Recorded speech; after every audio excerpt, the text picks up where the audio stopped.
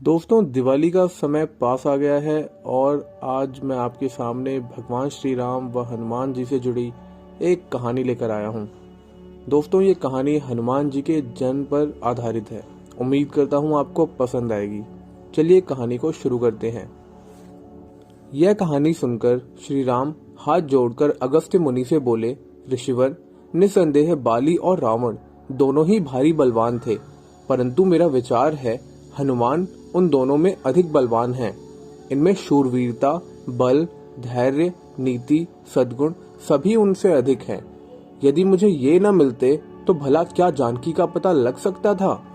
मेरे समझ में यह नहीं आया कि जब बाली और सुग्रीव में झगड़ा हुआ तो इन्होंने अपने मित्र सुग्रीव की सहायता करके बाली को मार क्यों नहीं डाला। आप कृपा करके हनुमान जी के बारे में मुझे सब कुछ बताइए। रघुनाथ जी के वचन सुनकर महर्षि अगस्त्य बोले, हे रघुनंदन, आप ठीक कहते हैं। हनुमान अद्भुत बलवान, पराक्रमी और सद्गुण संपन्न हैं, परंतु ऋषियों के शाप के कारण इन्हें अपने बल का पता नहीं था। मैं आपको इनके विषय में सब कुछ बताता हूँ। इनके पिता केसरी सुमेरु पर्वत पर राज्य करते थे। उनकी पत्नी का नाम अंजना था। इनके जन्म के पश्चात एक दिन इनके माता फल उगाने के लिए इन्हें आश्रम में छोड़कर चली गईं। जब शिशु हनुमान को भूख लगी तो वे उगते हुए सूर्य को फल समझकर उसे पकड़ने के लिए आसमान में उड़ने लगे। उनकी सहायता के लिए पवन भी बहुत तेजी से चला। उधर भगवान सूर्य ने उन्हें अबोध शिशु समझकर अपने तेज से जलने नहीं दिया। जिस समय हनुमान सूर्य को पकड़ने के लिए लपके, उसी समय राहु सूर्य पर ग्रहण लगाना चाहता था। हनुमान जी ने सूर्य के ऊपरी भाग में जब राहु का स्पर्श किया तो वह भयभीत होकर वहां से चला गया।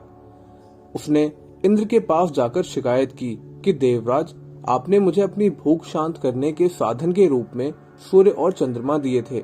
आज जब अमावस्या के दिन मैं सूर्य को ग्रस्त करने के लिए गया तो मैंने देखा कि एक दूसरा राहु सूर्य को पकड़ने जा रहा है।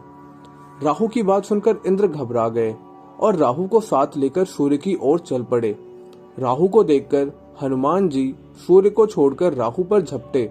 राहु ने इंद्र को रक्षा के लिए पुकारा तो उन्होंने हनुमान जी के ऊपर वज्र का प्रहार कर दिया, जिससे वे एक पर्वत पर जा गिरे और उनकी बाईं ठुड्डी टूट गई। हनुमान जी की यह दशा देखकर वायुदेव को क्रोध आया। उन्होंने उसी क्षण अपनी गति रोक ली। इससे कोई भी प्राणी सांस न ले सका और सब पीड़ा से तड़पने लगे। सब सारे असुर, सुर, यक्ष, किन्नर आदि ब्रह्मा जी की शरण में गए। ब्रह्मा उन सबको लेकर वायुदेव के पास गए। वे मृत हनुमान को गोद में लिए उदास बैठे थे। जब ब्रह्मा जी ने उन्हें जीवित कर दिया तो वायुदेव ने अपनी गति का संचार करके सब प्राणियों की पीड़ा दूर की। क्योंकि इंद्र के वज्र से हनुमान जी की हनु यानी कि ठुड्डी टूट गई थी, इसलिए तब से उनका नाम हनुमान हो गया। फिर प्रसन्न होकर सूर्य ने हनुमान को अपने तेज का 100वां भाग दिया। वरुण, यम, कुबेर, विश्वकर्मा आदि ने उन्हें अजेय, पराक्रमी, अवध्य तथा अनेक रूप धारण करने की क्षमता आदि का वरदान दिया। इस प्रकार विभिन्न शक्तियों से संपन्न हो जाने पर निर्भय होकर वे ऋषि मुनियों के साथ शरारत करने लगे। किसी के कपड़े फाड़ देते, किसी की कोई वस्तु नष्ट कर देते। इससे क्रुद्ध होकर ऋषियों ने इन्हें शाप दिया कि तुम अपने बल और शक्ति को भूल जाओगे। किसी के याद दिलाने पर ही तुम्हें उसका ज्ञान होगा। तब से उन्हें अपने बल और शक्ति का स्मरण नहीं रहा। बाली और सुग्रीव के पिता ऋक्षराज थे। चिरकाल तक राज्य करने के पश्चात जब ऋक्षराज का देहांत हुआ तो बाली राजा बना। बाली और सुग्रीव में बचपन से ही प्रेम था। जब उन दोनों में बैर हुआ तो सुग्रीव के सहायक होते हुए भी शाप के कारण हनुमान अपने बल से अनजान बने रहे। हनुमान के जीवन की यह कथा सुनकर सबको आश्चर्य हुआ।